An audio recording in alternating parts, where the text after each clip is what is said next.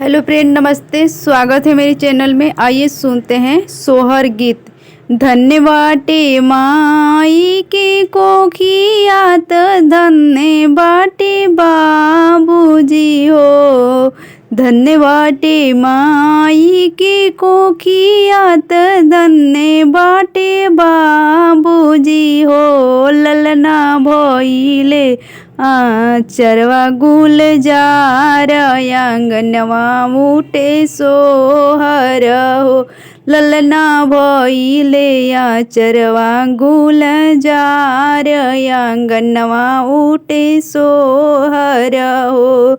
सखिया सहेली सब आवेली, गोदिया उठावेली हो। सखिया सहेली सब आवेली, गोदिया उठावेली हो। ना जिया बाबूला खबरी सयसीस सब देबेली हो। ललना जिया बाबूला खबरी सयसीस सब देबेली हो।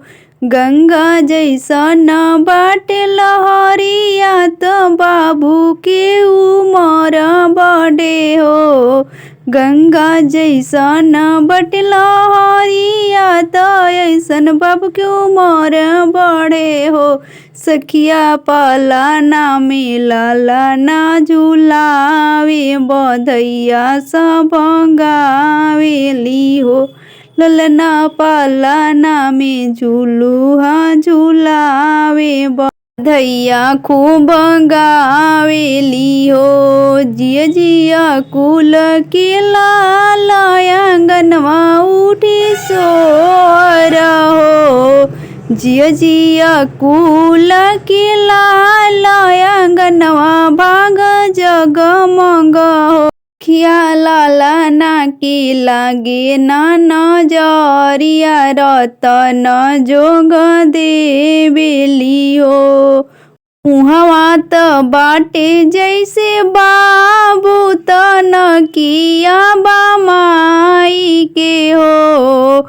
मुहवा त बाटे जैसे बाबू के, न किया बा माई के हो। ललना बबुआ के सभे दुलारे, आशीष सब देबेला हो। ललना बबुआ के सब दुलारे, आशीष सब देबेला हो। धन्य बाटे माई के कोखियात, धन्य बाटे बाबूजी हो। धन्य बाटे माई की कोखियात, धन्य बाटे बाबूजी हो। ललना भइले चरवा गुलजार, आंगनवा उठे सोहर हो। ललना भइले चरवा गुलजार, आंगनवा उठे सोहर हो।